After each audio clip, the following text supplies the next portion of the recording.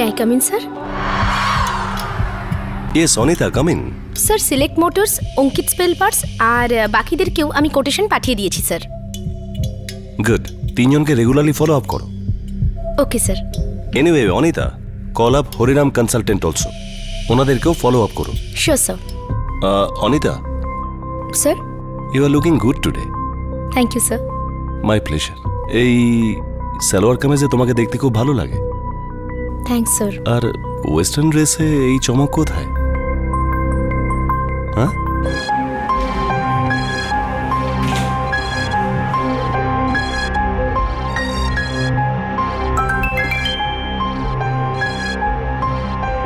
Really salwar কামিজে সত্যি তোমাকে খুব মানায়।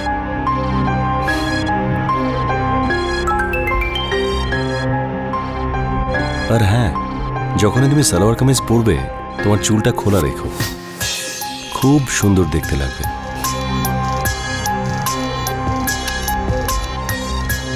ছোট ছোট কমপ্লিমেন্টস, ছোট ছোট প্রশংসা, যে কোনো মহিলার পক্ষে এটা বুঝতে খুবই অসুবিধা হয় যে এটা কি শুধুই প্রশংসা নাকি এর পেছনে কিছু লুকোনো আছে, কোনো হিডেন ইন্টেনশন। এটা বোঝা মুশকিল হয়ে যায় যে এই সব শব্দগুলোর পিছনে কোনো আভাস লুকোনো নেই তো। এটাও বোঝা মুশকিল হয়ে যায় যে এই সব ঠুনকো প্রশংসা জীবনকে অন্য কোনো রাস্তায় নিয়ে যাচ্ছে না তো। পুরুষদের সঙ্গে কাঁধে কাঁধ মিলিয়ে নানা ধরনের কাজ করতে গিয়ে মহিলাদের অনেক সময় কুনজর আর দুশ্চিন্তার মধ্যে দিয়ে যেতে হয়। সেটা তাদের যদিও ভালো লাগে না, কিন্তু ওনারা এটাও বুঝতে পারেন না যে ঠিক কি করা যায়। ইঙ্গিত তো ওনারা ঠিকই পান, কিন্তু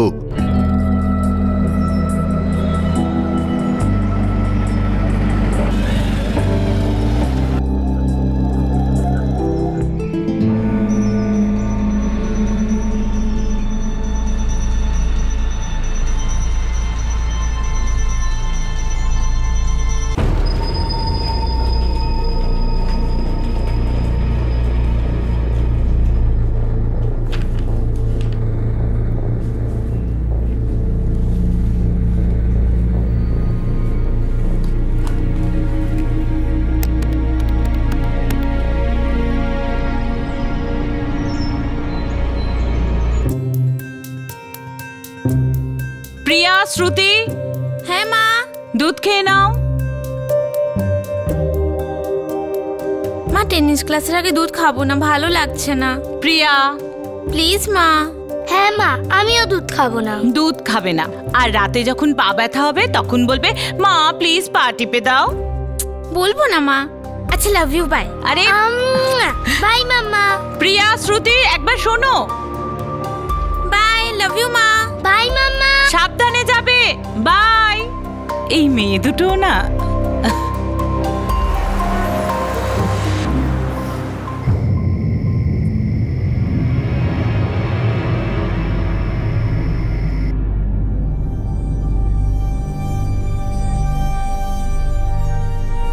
দিদি, এটা তো আমার পেন।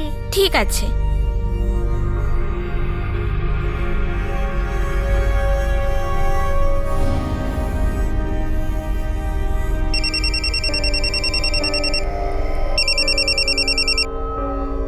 হ্যাঁ কল্পনা, বলো। ঘড়ি দেখেছো কটা বাজে? আরে বাবা, টাইম দেখবো না কাজ।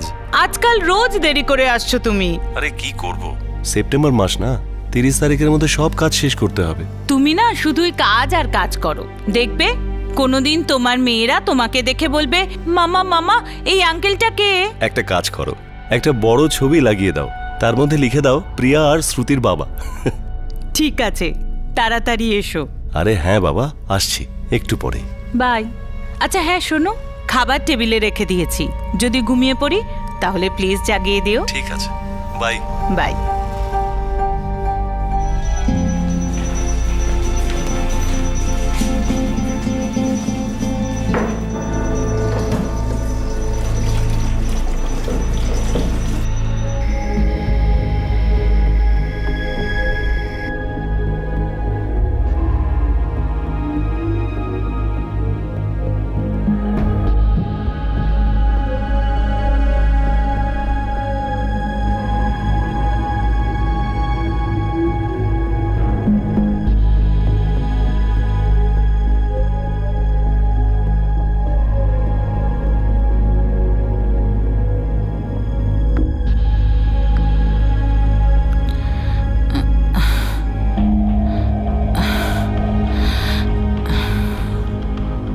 11টা বেজে গেল, এখনো এলো না কেন?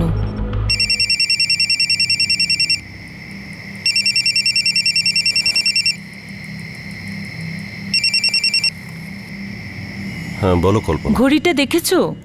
11টা বাজে। ব্যাস আসছি, কিছুটা কাজ বাকি আছে। তুমি শুয়ে পড়ো। Good night. ঠিক আছে।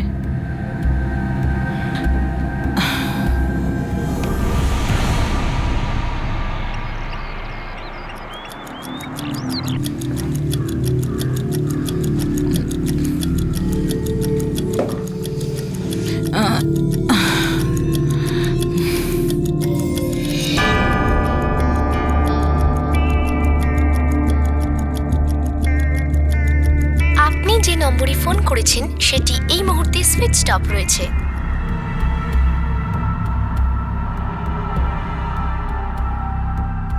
বাই মা।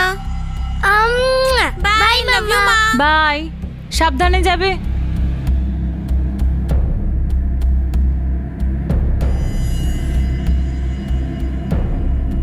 আপনি যে নম্বরে ফোন করেছেন সেটি এই মুহূর্তে সুইচ অফ রয়েছে।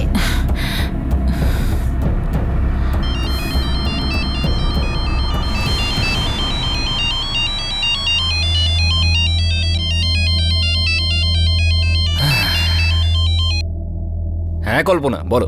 অরবিন্দ, নরেশ কোথায়? কেন, বাড়ি যায়নি? না, রাতে তো আসেনি। আমার মনে হলো দেরি হবে। সকাল থেকে ফোন করছি, ফোনটা সুইচ অফ। কিন্তু ও তো 10:30টার সময় বেরিয়ে গেছিল। তোমার সাথে ছিল? হ্যাঁ, ওই আমরা দুজন জাহ্নবী হোটেলে গেছিলাম, কিছু ডিসকাশন ছিল, তারপরে তো একসঙ্গেই বেরোলাম।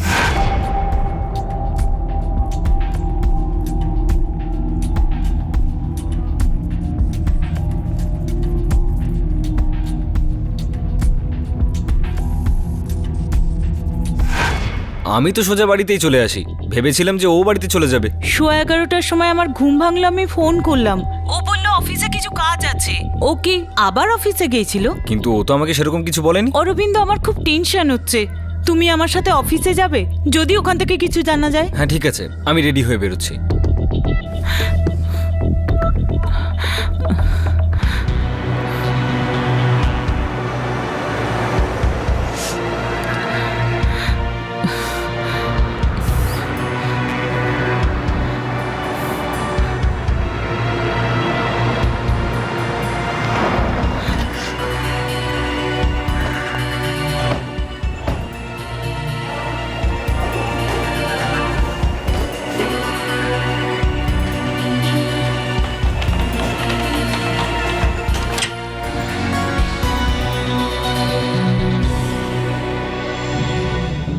মনে হয় না ও এখানে এসেছিল।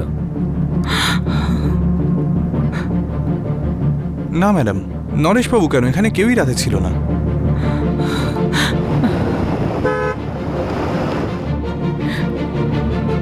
কোথায় ও? না অফিসে আছে না ফোন তুলছে। এর আগে তো কখনো করেনি। কি হলো, হঠাৎ গাড়ি থামালে কেন? আগের লেনটায় আমি নরেশের গাড়ি দেখলাম বোধহয়।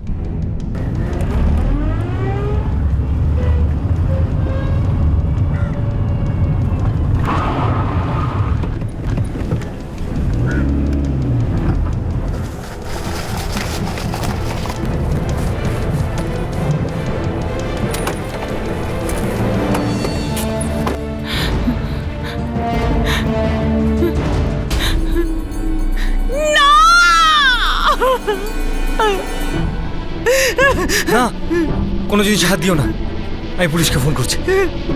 নরেশ,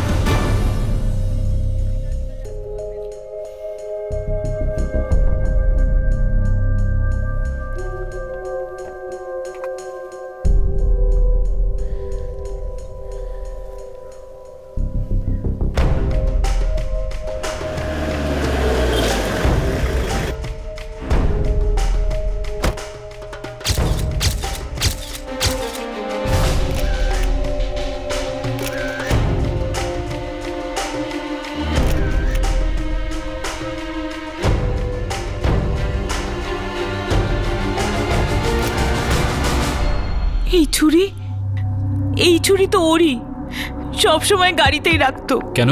এই শখ ছিল কালেকশনের, তো কিনেছিল। আর হোটেল থেকে বেরোনোর সময় উনি বলেছিলেন আপনাকে বাড়ি যাচ্ছেন। না, সেরকম কিছু তো বলেনি, কিন্তু রাত 10:30 বাজছিল, তো আমি ভাবলাম বাড়িই যাবে। আর 2-4 পেগ একসঙ্গে খেয়েছিলাম, তো তারপর যে কেউ বাড়িই যাবে, আমিও বাড়ি গেছিলাম। আর আপনার মনে হচ্ছে উনি অফিসে যাননি? মোবাইলটা কোথাও পেলাম না স্যার, এখনো বন্ধ বলছে। বডি আপনারা কাল পেয়ে যাবেন পোস্টমর্টেমের পরে। রাত 10:30টার সময় নরেশ তার বন্ধুর সঙ্গে হোটেল জাহ্নবী থেকে বেরিয়েছিল, আর 11:15টার সময় সে তার স্ত্রীকে বলেছিল যে তাড়াতাড়ি বাড়ি চলে আসবে। কিন্তু পরের দিন সকালে তার অফিসের পাশের একটা নির্জন রাস্তায় তার লাশ পাওয়া যায়, আর সেই সঙ্গেই পাওয়া যায় মদের একটা বোতল আর 2টো গ্লাস। নরেশের দেহ থেকে কোনো মেয়ের চুলও পাওয়া যায়, আর একটা ছুরি, যেটা কিনা নরেশেরই ছিল। হয়তো ওই ছুরি দিয়েই খুন হয়েছিল। এটা তো পরিষ্কার যে কারোর সঙ্গে বসে মদ খাচ্ছিলেন। লম্বা চুল থেকে মনে হচ্ছে সঙ্গে কোনো মহিলা ছিলেন। এমন একজন মহিলা যিনি জানতেন যে নরেশ নিজের গাড়িতে ছুরি রাখত।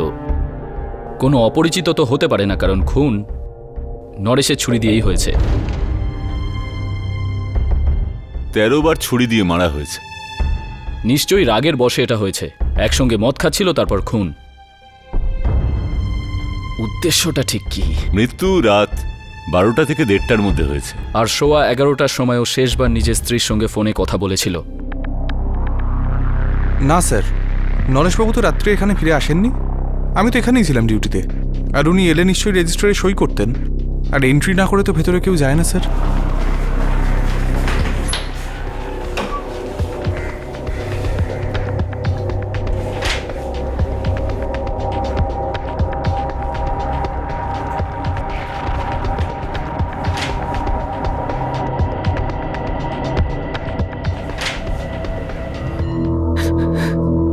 নরেশের কোনো মেয়ের সাথে আমি মানতেই পারছি না ইন্সপেক্টর। সরি ম্যাডাম, কিন্তু আমরা ওনার গাড়ি থেকে লম্বা চুল পেয়েছি, আর আমাদের সন্দেহ যে ওই সময় ওনার সাথে কোনো মহিলা ছিলেন। No sir, it's impossible. Sir, আমি বিগত 12 বছর ধরে নরেশকে চিনি। আমরা দুজন একই অফিসে কাজ করি। নরেশ একজন ভীষণ ভালো মানুষ। অরবিন্দবাবু, আমি কখন বললাম যে উনি খারাপ মানুষ ছিলেন? আমি তো শুধু এটুকুই বলতে চাইছি যে অন্য কোনো মহিলার সঙ্গে ওনার কোনো সম্পর্ক ছিল না তো? না স্যার। এর মানে আপনারা দুজনে 2-4 পেগ খেয়েছেন, তারপর দুজনে ওখান থেকে বেরিয়ে যান। আগে হ্যাঁ স্যার, প্রায়শই কাজ শেষ হওয়ার পর আমরা ওই হোটেলেই যেতাম একটু ড্রিঙ্ক করার জন্য। এসে থাকবে স্যার। নরেশবাবু আর অরবিন্দবাবুকে আমরা ভালোভাবেই চিনি, ওরা আমাদের রেগুলার কাস্টমার। রাতে ওনারা একসাথে বেরিয়েছিলেন? সেটা হতে পারে স্যার। আর রেগুলার কাস্টমার অত খেয়াল কে করবে বলুন? যদি আপনি চান সিসিটিভির ফুটেজ দেখতে পারেন। সিসিটিভি আছে? না হলে বেশিরভাগ সময়ই তো শোনা যায় এই 2-3 দিনের মধ্যে লাগিয়ে দিচ্ছি। ঠিক আছে, ফুটেজটা দাও। হ্যাঁ স্যার, একসাথেই বেরিয়েছিলাম। আমি নিজের গাড়িতে বসেছিলাম, আরও নিজের গাড়িতে। আর এটা ওই 10:30টা নাগাদ হয়েছে, তাই তো? আগে হ্যাঁ স্যার।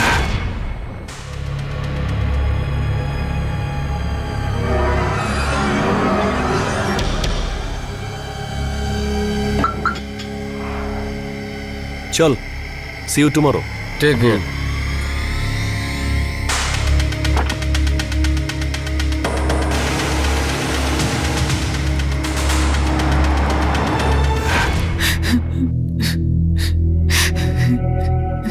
ম্যাডাম, আপনি বডি কাল সকালে পেয়ে যাবেন।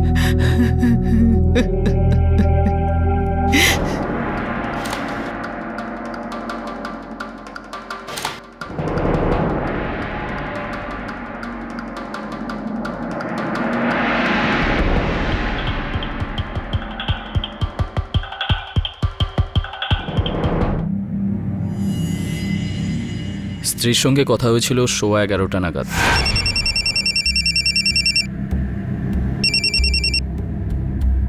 হ্যাঁ বলো কল্পনা। আর খুনটা হয় 12টা থেকে 1:30টার মধ্যে। মানে ততক্ষণ কারোর সাথে মদ খাচ্ছিলেন? আর তারপর দুজনের মধ্যে কিছু হয়। আর গাড়িতে ওর সঙ্গে যে ছিল, ফরেন্সিক রিপোর্ট অনুযায়ী কোনো মহিলা ছিল। আর ওই মহিলা 13 বার ওই লোকটাকে ছুরি দিয়ে আঘাত করেছে।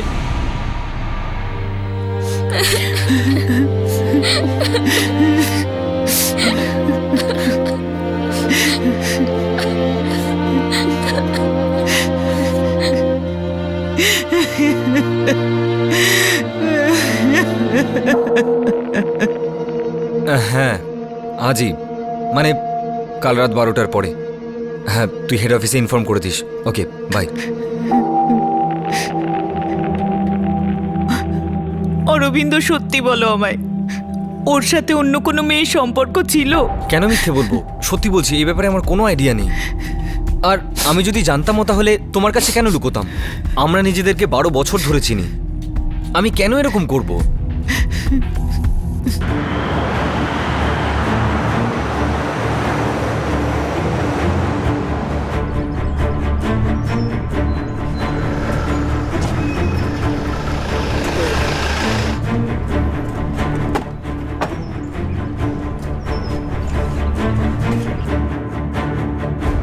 আমি 8 বছর ধরে এখানে কাজ করছি।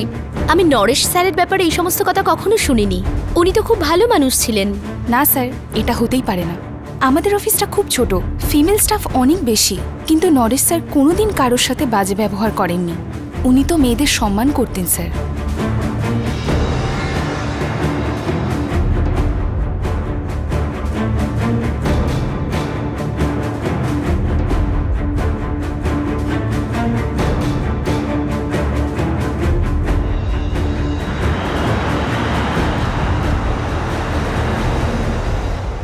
অফিসের কেউ জানে না ওই লোকটার সঙ্গে অন্য কোনো মেয়ের সম্পর্ক ছিল কি না।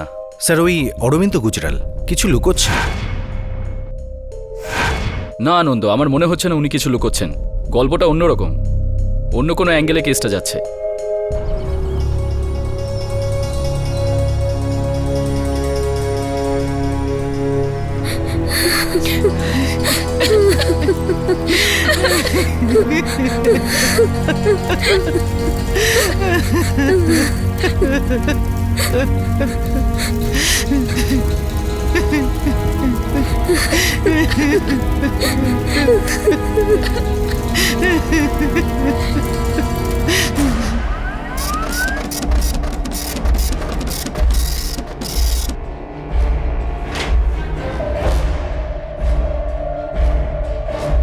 স্যার, নরেশ ভরদ্বাজের কাছে একটা কল রাত 9টায় আসে, ওনার স্ত্রী কল্পনার।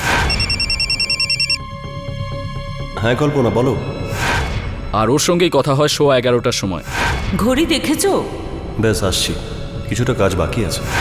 সেলফোন লোকেশন, প্রথমে অফিস, তারপর জাহ্নবী হোটেলের কাছাকাছি, এরপর শাস্ত্রীনগর এরিয়া, তারপর দেরাদুন মার্কেট রোড হয়ে রাত 11:05 আবার জাহ্নবী হোটেল, এরপর অফিসের কাছের সেই রাস্তা রাত 11:15টায়। এক মিনিট। মানে ঠিক 11:05 ও হোটেলে আবার ব্যাক করে, আর বেশিক্ষণ ছিলও না। কেন?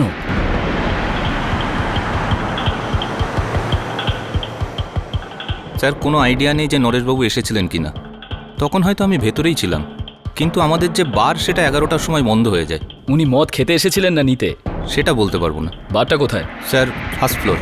তার মানে ওখানে যাওয়ার সময় রিসেপশন ক্রস করেছিলেন। হ্যাঁ স্যার। অর্থাৎ সিসিটিভি ফুটেজ থেকে জানা যেতে পারে। হ্যাঁ, সেটা হতে পারে। চলুন দেখান। বেশ, আসুন। এই যে,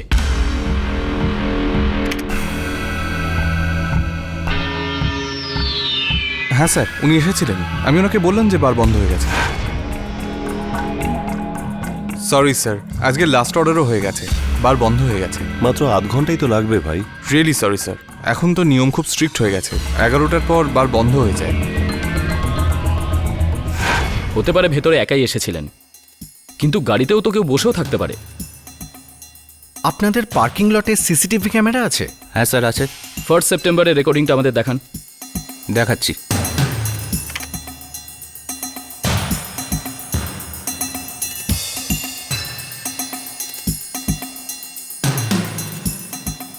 এটা 10:30টার ফুটেজ।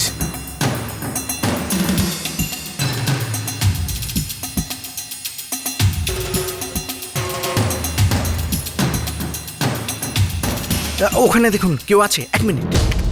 এই দেখুন স্যার, নরেশ বাবুর সাথে গাড়িতে কেউ বসে আছে।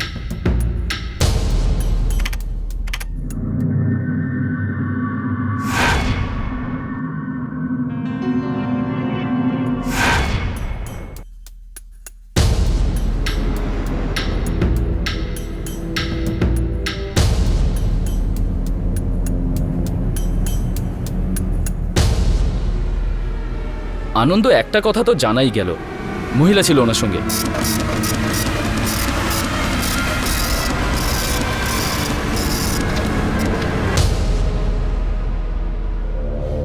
ফরেন্সিক রিপোর্টে নরেশ ভরদ্বাজের লাশের থেকে একটা মেয়ের চুল পাওয়া যায়, কিন্তু পুলিশের হাতে এবার এমন একটা তথ্য এসেছিল তাতে এটা পরিষ্কার হয়ে যায় যে নরেশের সঙ্গে কোনো মহিলা ছিল। অরবিন্দ চলে যাবার পর নরেশ সেই রাতে আবার হোটেল জাহ্নবীতে ফেরত যায়, তখন তার সাথে ওই মহিলা ছিল। কে ছিল ওই মহিলা? সেই কি নরেশ ভরদ্বাজকে খুন করেছিল? কিন্তু কেন?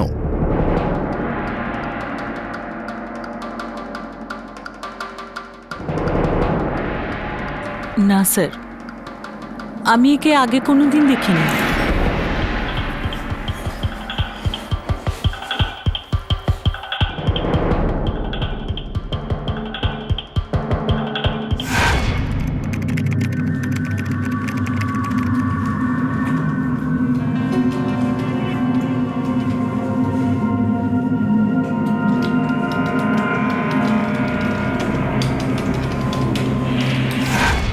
এ তো শৈলজা, আমাদের ডেটা কালেকশন ডিপার্টমেন্টে কাজ করতো। আপনাদের স্টাফেদের মধ্যে? আগে না, টেম্পোরারি ছিল, ডেটা কালেকশন অপারেটর ছিল। আমাদের এখানে কিছু স্টাফ টেম্পোরারি বেসিসে অ্যাপয়েন্ট করা হয়। গত বছর প্রায় 6 মাসের জন্য কাজ করেছিল। গত বছর?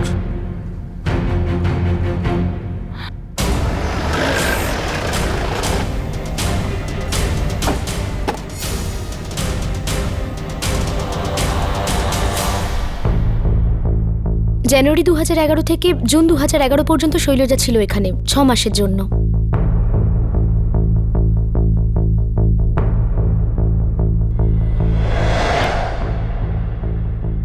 ওকে নরেশবাবুর সুপারিশে কাজ দেওয়া হয়েছিল এখানে? হ্যাঁ স্যার।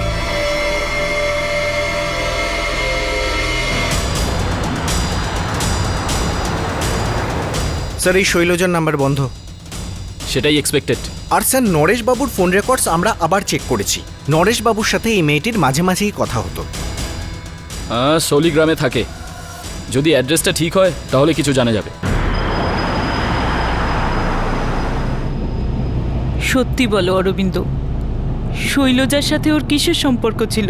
বিশ্বাস করো কল্পনা, আমি এই বিষয়ে কিচ্ছু জানি না। হ্যাঁ, এটা সত্যি যে নরেশ বলাতেও চাকরিটা পেয়েছিল, আর প্রায় 6 মাসও চাকরিটা করেছিল। কিন্তু নরেশ আর ওর মধ্যে কোনো সম্পর্ক যে আছে আমি তার বিন্দু বিসর্গ জানতাম না।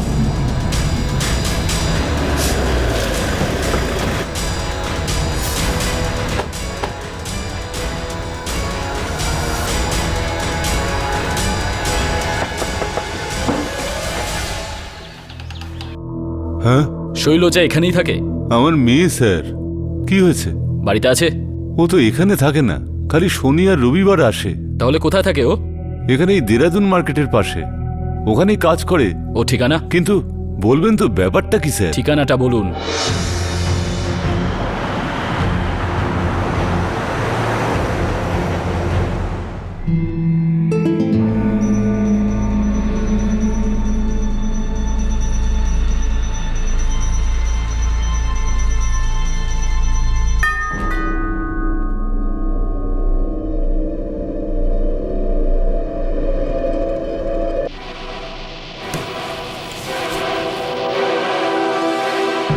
তুমি কি 1 সেপ্টেম্বর রাতে নরেশ ভরদ্বাজের সঙ্গে ছিলে? হ্যাঁ।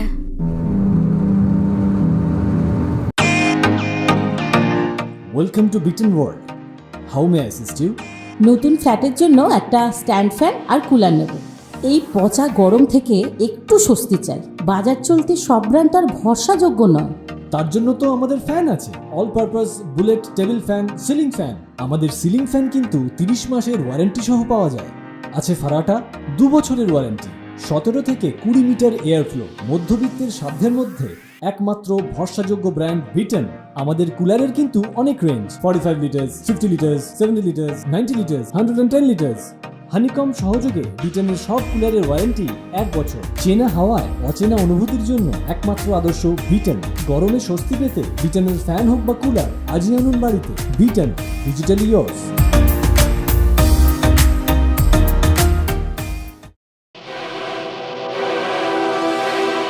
তুমি কি 1 সেপ্টেম্বর রাতে নরেশ ভরদ্বাজের সঙ্গে ছিলে? হ্যাঁ। আমি ওনাকে মেরেছি।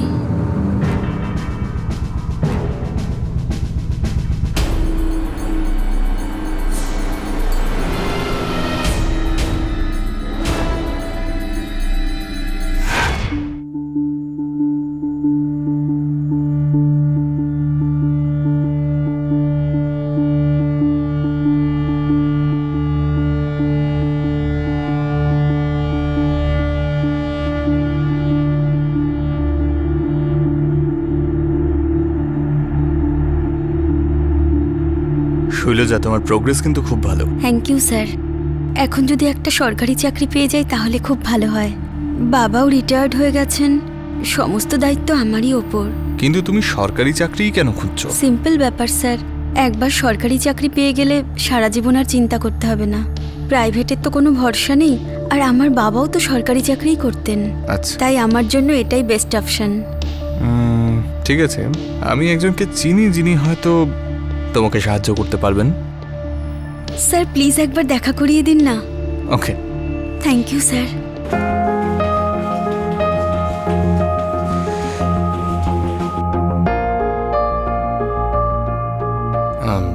শৈলজা আমার কোচিং ক্লাসের ব্রাইট স্টুডেন্ট স্যার। বায়োডাটা খুবই প্রমিসিং। আমাদের ডেটা কালেকশন ডিপার্টমেন্টের জন্য তুমি খুবই সুটেবল। কাজ করবে? স্যার আমি মন প্রাণ দিয়ে কাজ করব, আপনাকে চিন্তা করতে হবে না স্যার। একটা ফর্ম ভর্তি করতে হবে, তারপর একটা এন্ট্রান্স পরীক্ষা হবে, আর আমাদের সিলেকশন শুধু মেরিট বেসিস হয়ে থাকে। আমি কনফিডেন্ট স্যার, ফেল তো আমি করবই না। তো ঠিক আছে, কাল চলে এসো, ফর্ম নিয়ে যাও। Thank you sir, thank you very much. নমস্কার স্যার।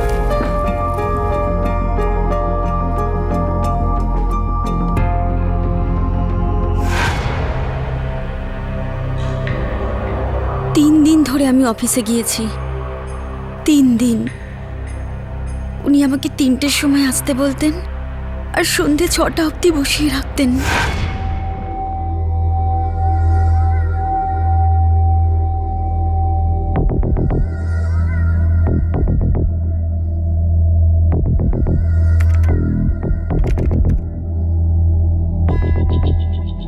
সন্ধে হলেই বলতেন আমার সাথে ঘুরতে চলো।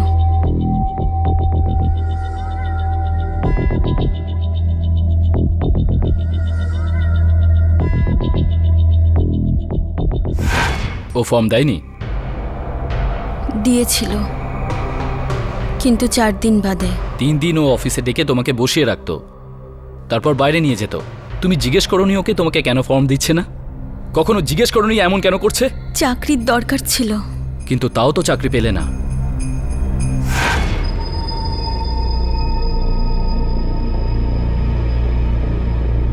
May I coming sir?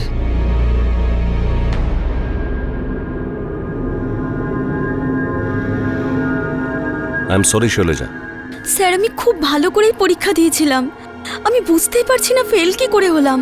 Dipak sir তো বলছিলেন। ডোন্ট ওয়ারি শৈলজা, আমি দেখছি কি করতে পারি তোমার জন্য। রিল্যাক্স শৈলজা, আরে আমি তো আছি। চলো একটা কাজ করি, তোমার মুড ঠিক করে দিই, একসঙ্গে ডিনার করি চলো। আর রইল চাকরির ব্যাপার, তার চিন্তা তুমি একদম করো না, আমি তো আছি।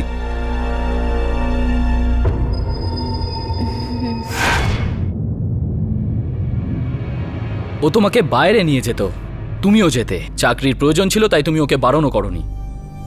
তুমি তো বাচ্চা নও, তুমি বুঝতে পারছিলে না ওর উদ্দেশ্য কি, ও ঠিক কি চাইছিল? কিছু কিছু আন্দাজ করতাম স্যার, বুঝতেও পারতাম, কিন্তু আমার চাকরির খুব দরকার ছিল স্যার। ওনার রেফারেন্সে আমি একটা টেম্পোরারি জব পাই। শৈলজা, একটা ব্যাপার তুমি নোটিস করেছো? জবে থেকে তুমি চাকরিটা পেয়েছো, তোমার মুখটা আরো মিষ্টি দেখাচ্ছে, খুব সুন্দর। তোমাকে খুশি দেখে আমার খুব ভালো লাগছে। যদি কোনো গিফট দিই না করো না। আর রোজ রোজ অফিসে আসতে গেলে তো ভালো জামা কাপড় চাই, তাই না? আমার কোনো চাহিদা ছিল না স্যার, তবুও ওনার সাথে আমাকে যেতে হতো। উনি যা দিতেন নিতে হতো। আমি না করলে রাগ করতেন, খুব জেদ করতেন। টেম্পোরারি জব ছিল স্যার, উনিই দেখে দিয়েছিলেন। উনি চাইলে এক্সটেনশনও হয়ে যেত স্যার, আমি একদিন পার্মানেন্টও হয়ে যেতাম। সবকিছু জেনেও তুমি চুপ ছিলে, এটা কাউকে জানাওনি? কাকে বলতাম স্যার? আর কে শুনতো আমার কথা? আমার তো চাকরিই চলে যেত।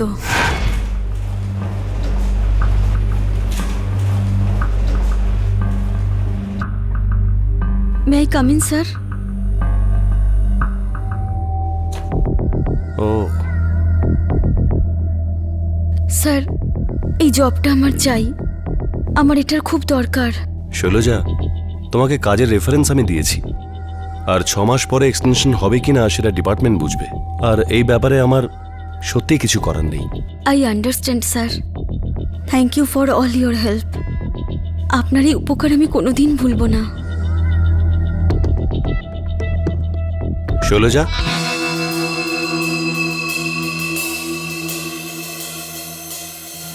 তোমার কাজের দরকার? হ্যাঁ স্যার। যদি এখানে না হয় অন্য কোথাও চলবে তো, যেখানে তুমি তোমার পোস্ট গ্র্যাজুয়েশনে পড়াশোনা করতে পারবে। আর একবার মাস্টার্সের ডিগ্রি পেয়ে গেলে তারপর তোমাকে আমি পার্মানেন্ট জব দিতে পারবো। যদি এটা করতে পারেন তাহলে খুব ভালো হয়। আর একটা কথা কি জানো, তুমি যখন হাসো না, খুব সুন্দর দেখতে লাগে। আমার ইচ্ছে করে তোমাকে নিয়ে কোথাও বাইরে চলে যেতে। এইটুকু তো করতেই পারি। দেখো, না করো না। আমি জানতাম আঙুল আমার উপরে উঠবে, লোকে বলবে আমি সুযোগের সদ্ব্যবহার করেছি, মেয়ে হওয়ার কারণে ফেমিনিটিকে ব্যবহার করেছি। আমি শুধু একটা পার্মানেন্ট জব চেয়েছিলাম স্যার। আমার বাবা রিটায়ার করেছেন স্যার, উনি অনেক করেছেন আমার জন্য। এই সময় আমি ওনার পাশে দাঁড়াতে চেয়েছিলাম স্যার। আমার কোনো উপায় ছিল না। ওনার সাথে কখনো আমি নিজের ইচ্ছেতে যাইনি। আমার ভয় লাগতো যদি না বলি তাহলে আমার চাকরি চলে যাবে। আপনিই বলুন আমি কি করতাম, কে সাহায্য করত? সবাই এটাই বলতো চাকরি ছেড়ে দাও। চাকরি ছেড়েই বা কি করতাম? সম্মান তো মেয়েদেরই যায় স্যার। আমার অবস্থা শাখের করাতের মতো ছিল স্যার। যদি বলতাম সম্মান আর চাকরি দুটোই চলে যেত। তাই কিছু বলিনি, কিন্তু সেটা করেও কোনো লাভ হলো না। ক্লান্ত হয়ে গেছিলাম, ভেঙে পড়েছিলাম। মনের মধ্যে ভীষণ রাগ হতো। রোজ আমাকে বাইরে নিয়ে যেতে চাইতেন, কখনো শপিং, কখনো ডিনার। আমার এসব ভালো লাগতো না স্যার, আমার একটু ইচ্ছে ছিল না স্যার। উনি তো ওনার নিজের স্বার্থটাই বুঝতেন। চাকরি হারাবার ভয়ে আমি তাও সহ্য করে নিয়েছি। এখন মনে হয় যে নিজেকে আটকানো উচিত হয়নি। ওনাকে আগেই বলে দেওয়া উচিত ছিল যে আমার এসব ভালো লাগে না। ভয় করতো, বুঝতেই পারতাম না যে কি করব। উনি আমাকে ফোন করলেন।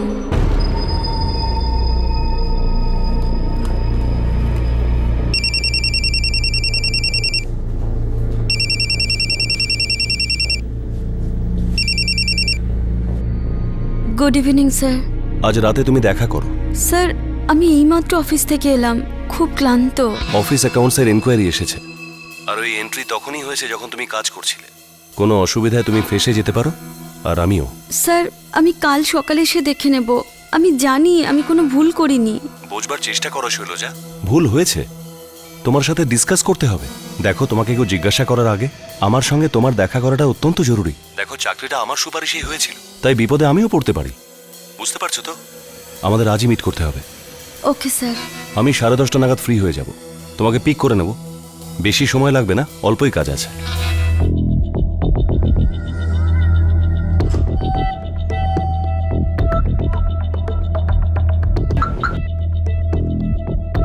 চল, see you tomorrow. Take care.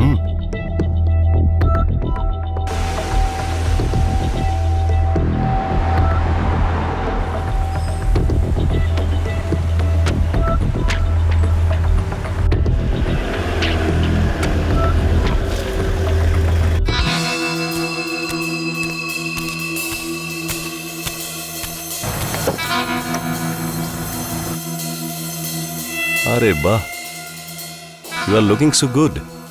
অবশ্য সুন্দর তো তোমাকে সবসময়ই দেখায়। স্যার, কি কথা বলবেন?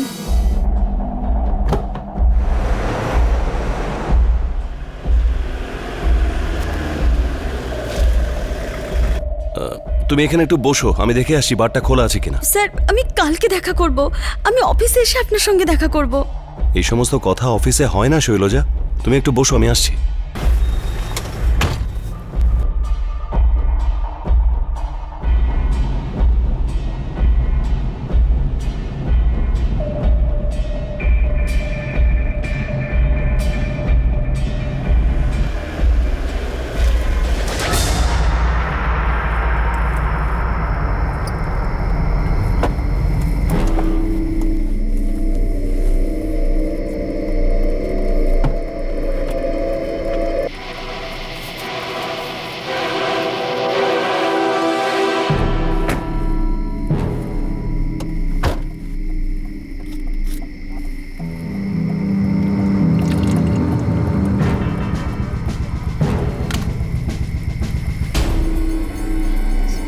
So sorry sir, I don't drink. Sir please আপনি বলুন আপনি কি বলতে চাইছেন। 11টা বেজে গেছে স্যার, আমি বাড়ি যাব। আরে একটা ড্রিঙ্ক করলে কি আর হবে? আরে আমরা অচেনা থরি। আরে Please, মানা করো sir. না, একটু নাও না।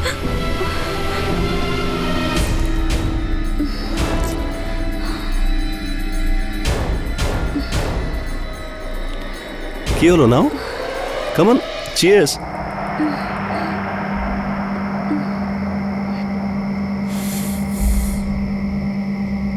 Finished? Good.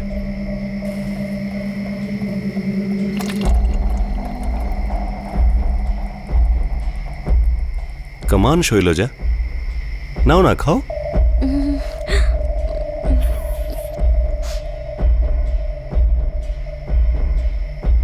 স্যার কি ডিসকাস করবেন স্যার?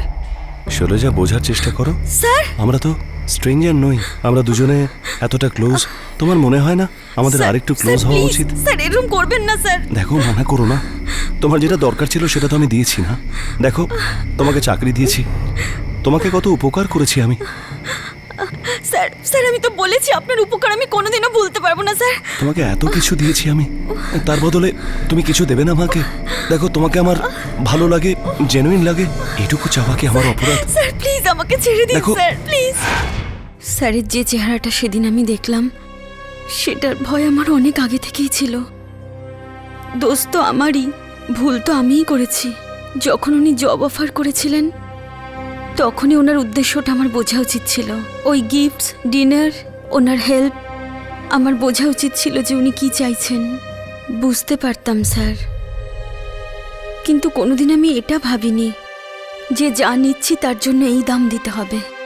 ভেবেছিলাম জল এত দূর গড়াবেই না। ভুল আমিই করেছি। কখনো ভাবতে পারিনি যা হচ্ছে তা রাতের অন্ধকারে রাস্তার ধারে এই পরিণতি নিয়ে আসবে। কখনো ভাবিনি যে ওনার সাথে আমি এমন একটা জায়গায় যাব যেখানে চিৎকার করলেও কোনো লোক এগিয়ে আসবে না। আর স্যার যদি চিৎকারও করতাম কেউ এগিয়েও আসতো তাও সবাই আমাকেই দোষ দিত যে আমি ওনাকে সুযোগ দিয়েছি। আমি খুব ভয় পেয়ে গিয়েছিলাম স্যার, সব কিছু আমার বিরুদ্ধেই ছিল। আমি যাই করতাম বদনাম আমারই হতো। আর স্যার সম্মান তো শুধু মেয়েদেরই নষ্ট হয়। স্যার ঠিক আছে স্যার, ঠিক আছে, আপনি যা চাইছেন আমি করব স্যার, কিন্তু এখানে না, এখানে খুব ডিসকমফোর্টেবল। ব্যাক সিটে চলুন স্যার। তাড়াতাড়ি এসো না।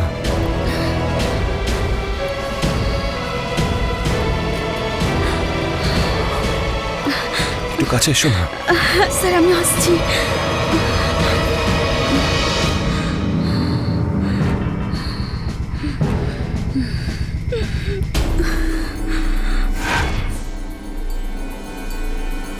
নরেশ স্যার ওনার গাড়িতে একটা কালেকশনের ছুরি রাখতেন, এক দুবার দেখেও ছিলেন।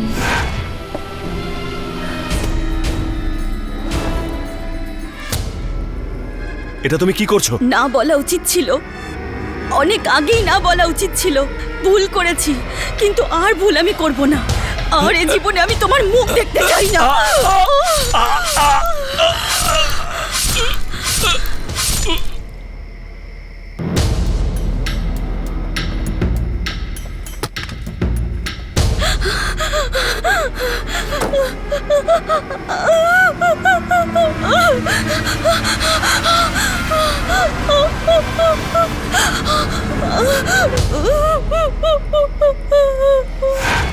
আমি ওনার ফোনটা নিই, সিমটা টুকরো টুকরো করে দিই আর নিজের ফোনও বন্ধ করে দিই। জানতাম এসব করে কোনো লাভ হবে না। আমি যা করেছি তার শাস্তি আমাকে পেতেই হবে। একদিন না একদিন ধরা পড়বই। ওই রাতের পর আজ পর্যন্ত আমি ঘরের বাইরে বেরোইনি। জালনার ধারে বসে থাকতাম ভয়ে, চুপচাপ উদাস হয়ে। হ্যাঁ, ভুল আমারই, সব দোষ আমার। আমি অন্যায় করেছি আর তা স্বীকারও করছি।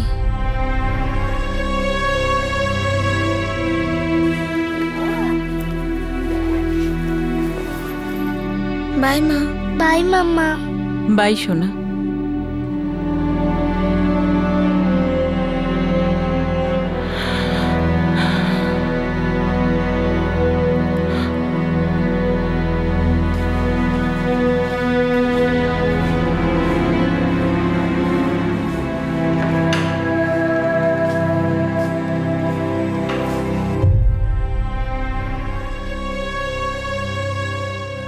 নরেশের স্ত্রী এটা বিশ্বাসই করতে পারছিলেন না যে শৈলজার বলা কথা সত্যিও হতে পারে। ওনার মনে হচ্ছিল যে শৈলজা নিশ্চয়ই মিথ্যে বলছে আর তার স্বামীর মৃত্যুর পিছনে নিশ্চয়ই কোনো ষড়যন্ত্র আছে। উনি মানতেই পারছিলেন না যে ওনার স্বামীও এরকম হতে পারেন। নরেশের কলিগরাও খুবই শকড হয়েছিল, কিন্তু তদন্তে এখনো পর্যন্ত ষড়যন্ত্রের কোনো গন্ধ পাওয়া যাচ্ছিল না। শৈলজা ম্যাজিস্ট্রেটের সামনেও সেই সমস্ত বয়ানি দিয়েছিল যেটা সে পুলিশের সামনে দিয়েছিল। নরেশের শরীর থেকে পাওয়া চুলের স্যাম্পল শৈলজা চুলের সঙ্গে ম্যাচ হয়ে যায়। সন্দেহের কোনো অবকাশই ছিল না। শৈলজা এই মুহূর্তে পুলিশ হেফাজতে আছে। তার অপরাধের হিসাব দেশের আইন করবে। Sexual harassment at work place, অফিসে ঘটে চলা সেক্সুয়াল হ্যারাসমেন্ট, এটা এমন একটা সমস্যা যেটা আমরা এড়িয়ে যেতে পারি না। যে কোনো মহিলার এটা বুঝতে খুবই অসুবিধা হয় যে আসতে যেতে এইসব প্রশংসা বা অ্যাপ্রিসিয়েশনের পিছনে আসলে উদ্দেশ্যটা কি। মনের মধ্যে একটা দ্বন্দ্ব তৈরি হয়, আর এটা প্রত্যেক মহিলার ক্ষেত্রে হয় যে আপনি কি প্রত্যেকটা টিপ্পনি, ব্যঙ্গোক্তি সবকিছু অ্যানালিসিস করবেন, আর আপনি যদি এরকম করেন তাহলে আপনার প্রত্যেকটা কমেন্ট খারাপ মনে হবে। আর যদি কোনো মহিলা এরকম করেন তাহলে তার ফ্রেন্ডস, তার কোলিগস সবাই হয়তো এটাই বলবেন যে ইউ আর টু সেন্সিটিভ, তুমি একটু বেশিই ভাবছো। এরকম পরিস্থিতির সঙ্গে মোকাবিলা করা সহজ নয়। আর সমস্যাটা তখন আরও বেড়ে যায় যখন সেই প্রশংসাটি আপনার বস করছেন, যার ইচ্ছার উপর, যার একটা হ্যাঁ বা না এর উপর আপনার চাকরি টিকে থাকে।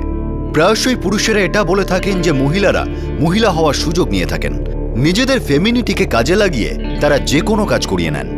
এটা একটা জেনারেলাইজেশন, আর জেনারেলাইজেশন কখনো সঠিক হতে পারে না। কোনো পুরুষ যদি কোনো মহিলার রূপ সম্পর্কে বা তার পোশাক আশাক সম্পর্কে জেনুইনলি অ্যাপ্রিসিয়েট করেন, সেটা খারাপ নয়। It's human, it's natural. আর অনেক মহিলাই এটাকে নর্মাল বলেও ভাবতে পারেন। কিন্তু যদি কারো এটাকে নর্মাল না মনে হয়, তার মানে কিন্তু এটা নয় যে ওই মহিলাটি বিচ্ছিন্ন বা কনজারভেটিভ বা পুরনো দিনের মানসিকতার। মহিলাদেরই এই অধিকারটা থাকা উচিত যে তারা তাদের প্রশংসায় খুশি হবেন না আপত্তি জানাবেন। আর যদি কেউ সেটা পছন্দ না করেন তাহলে তার চিন্তাধারাকে সম্মান করা উচিত। যদি কোনো মহিলার এটা মনে হয় যে কোনো পুরুষের প্রশংসা এমন কোনো ইঙ্গিত দিচ্ছে যেটা ভবিষ্যতে কোনো বিপজ্জনক পরিস্থিতি তৈরি করতে পারে, তাহলে তার উচিত শীঘ্রই প্রতিবাদ করে বিষয়টাকে এগোতে না দেওয়া। যদি কোনো মেয়ে কোনো কমপ্লিমেন্ট, কোনো প্রশংসা বা কোনো ব্যঙ্গোক্তির বিরোধিতা না করে, তার অর্থ এই নয় যে সে নেহাতি অ্যাভেলেবল। প্রয়োজন হলো স্পষ্ট ভাষায় কাউকে অপমান না করে, তার ইগোকে আঘাত না করে তাকে এটা বলা যে সরি, আমি এসব পছন্দ করছি না, আই এম নট ইন্টারেস্টেড। প্রয়োজন হলো সেই মানুষটার সঙ্গে কথা বলা, বা অফিসের কোনো কলিগের সঙ্গে বা বসের সঙ্গে। যদিও একটা বিষয় সবসময় ভয় থেকে যায় যে আপনার কথা হয়তো কেউ পাত্তা দেবেন না, বা সেটাকে ভুল বুঝবে, অথবা আপনার চাকরি চলে যাবে। আর সমস্ত কলিগ আর সুপিরিয়রদেরও এই দায়িত্বটা থেকেই যায় যে তারা যেন এই সমস্যাটাকে এমনভাবে ট্রিট না করেন যে এটা কোনো একজন স্টাফের ব্যক্তিগত সমস্যা। আপনাদের সাথে আবার দেখা হবে ক্রাইম পেট্রোল দাস্তাকের আরও একটা নতুন এপিসোডের সঙ্গে। ততক্ষণ নিজের খেয়াল রাখবেন, সুরক্ষিত থাকবেন, সতর্ক থাকবেন, আর মনে রাখবেন আপনার অবহেলার কারণে, আপনার এই ক্যাজুয়াল অ্যাটিটিউডের কারণে অন্য কাউকে মূল্য চোকাতে হতে পারে। জয় হিন্দ।